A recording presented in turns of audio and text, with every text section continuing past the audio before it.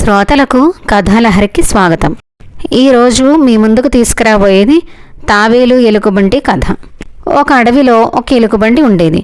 దానికి తనకు చాలా బలం ఉందని చాలా పొగరు. అడవిలో జంతువులతో అనవసరంగా గొడవలు పెట్టుకుంటూ ఉండేది. వాటిని ఏడిపించేది, హింసించేది.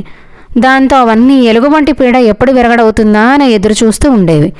ఆ అడవిలో సింహాలు, పులులు, ఏనుగులు వంటి పెద్ద పెద్ద జంతువులు ఏమీ లేకపోవడంతో ఎలుగుబంటికి ఎదురే లేకుండా పోయింది.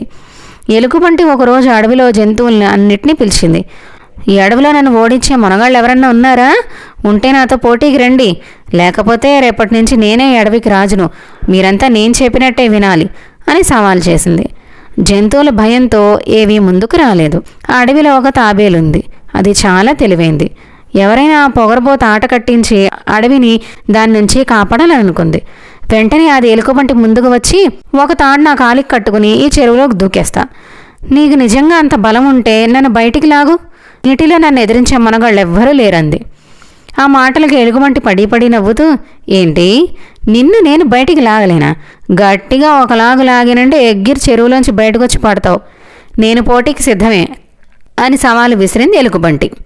తాబేలు, సరే అయితే నేను ఈ నీళ్లలో బాగా అడుగుకుపోతా, చేతనైతే లాగు చూద్దాం అంటూ ఒక కాలుకి తాడు కట్టుకుని బుడుంగన నీళ్లలోకి మునిగింది. తాబేలు వేగంగా కిందకి దిగిపోయింది.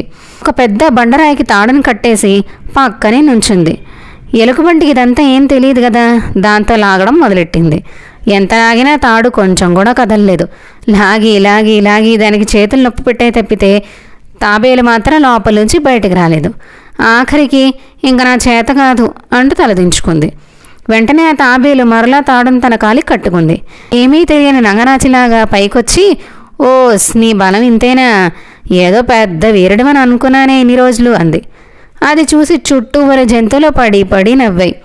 ఎలుగుబంటి సిగ్గుతో వాటికి మొహం చూపించలేక అడవి నుంచి వెళ్ళిపోయింది. అడవులను జంతువులన్నీ చాలా సంతోషించాయి, తాబేలుని మెచ్చుకున్నాయి. ఎలుగుబంటి బారి నుంచి అన్ని జంతువుల్ని కాపాడినందుకు తాబేల్ని ప్రశంసించాయి. ఈ రోజుకి కథతో ముగిద్దామండి. తిరిగి ఇంకొక కథతో కలుద్దాం.